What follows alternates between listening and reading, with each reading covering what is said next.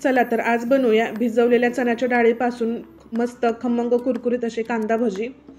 तर सगळ्यात पहिल्यांदा इकडे मी 1 वाटी एवढी चण्याची डाळ 4 ते 5 तासांसाठी पाण्यामध्ये भिजायला ठेवली होती। तर आता इकडे बघू शकता ही डाळ चांगली अशी भिजली गेली। तर आता आपल्याला ही डाळ मिक्सरमधून चांगली बारीक अशी वाटून घ्यायचे। तर आता इकडे मी एक मिक्सरचं भांडं घेतले। आता याच्यामध्ये ही सगळी डाळ काढून घ्यायचे आणि पहिल्यांदा आपल्याला मिक्सरला ही डाळ फिरवून घ्यायचे आणि लागल तसं मग याच्यामध्ये पाणी घालून ही चांगली अशी बारीक वाटून घ्यायचे। तर आता इकडे मी साधारण अर्धी वाटी एवढं पाणी याच्यामध्ये घातलं होतं आणि ही डाळ अशा पद्धतीने मी वाटून घेतली। तर आता ही वाटलेली डाळ आपल्याला एका भांड्यामध्ये काढून घ्यायचे। तर इकडे मी एक बोल घेतलाय, याच्यामध्ये ही वाटलेली डाळ काढून घेतली।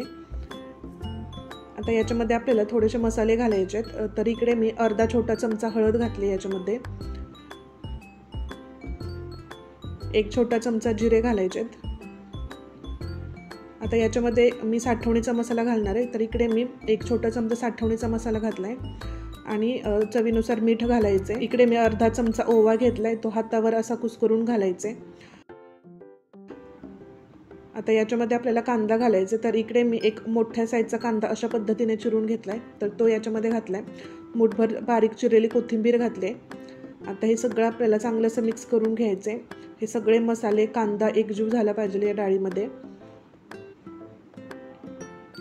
तर आता इकडे बघू शकता हे चांगलं असं एकजीव झालंय। तर आता इकडे मी थोडंसं हे चाखून बघणार आहे, तिखट किंवा मीठ कमी असेल तर यावेळेस आपण हे वाढवू शकतो। तर आता इकडे मला मीठ आणि तिखट कमी वाटत होतं, म्हणून मी इकडे थोडंसं मीठ आणि तिखट वाढवलं आणि थोडीशी हळदसुद्धा घातली। तर आता हे परत एकदा आपल्याला चांगलं असं मिक्स करून घ्यायचं आहे। तर आता इकडे बघू शकता हे चांगलं असं मिक्स झालंय। तर आता साईडला गॅसवर मी भजी तळण्यासाठी तेल गरम करायला ठेवलं आहे। तर ते तेल चांगलं असं गरम झालं आहे। तर त्याच तेलाचे इकडे मी 2 चमचे मोहन याच्यामध्ये घातलं आहे। हे गरम तेल जेव्हा आपण ह्याच्यामध्ये घालतो ना, तेव्हा खूप असे भजी कुरकुरीत असे बनतात। तर आता हे तेल आपल्याला या भज्याच्या मिश्रणमध्ये चांगलं असं मिक्स करून घ्यायचं आहे। आता हे तेलसुद्धा बघू शकता चांगलं असं कडकडीत गरम झालं आहे। आता याच्यामध्ये मी अशा पद्धतीने लहान भजी सोडून घेणार आहे। तुम्हाला जर मोठ्या साईजचे भजी बनवायचे असतील तर तुम्ही बनवू शकता। तर आता या कढईमध्ये पुरतील एवढे मी भजी याच्यामध्ये सोडून घेणार आहे। तर आता 1 मिनिट झालंय आणि बघू शकता हे भजी तेलावर तरंगायला लागलेत। तर आता हे आपल्याला या तेलामध्ये असे ढवळून घ्यायचे आहेत आणि सगळ्या बाजूला चांगला असा सोनेरी रंग येईपर्यंत हे भजी आपल्याला तळून घ्यायचे आहेत। तर खूप वेळ लागत नाही, अगदी 3 ते 4 मिनिटांमध्ये मध्यम गॅसवर हे भजी चांगले असे तळले जातात। तर अशाच पद्धतीने सतत ढवळत हे भजी आपल्याला चांगले असे सोनेरी रंगावर तळून घ्यायचे आहेत।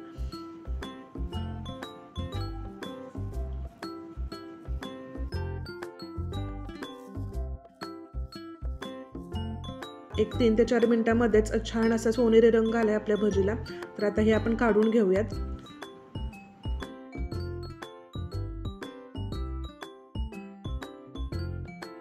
छान असा कलर आलाय भजीला। तर इकडे मी टिश्यू पेपरवर हे भजी काढून ठेवलेत आणि इकडे बघू शकता कलरसुद्धा खूप छान आलाय आणि खूप वेळापर्यंत हे भजी कुरकुरीत राहतात। तर कशी काय वाटली तुम्हाला ही रेसिपी? आवडली असेल तर याच पद्धतीने घरी बनवून बघा आणि रेसिपी आवडली असेल तर नक्की चॅनलला सबस्क्राईब करा। चला तर बाय बाय।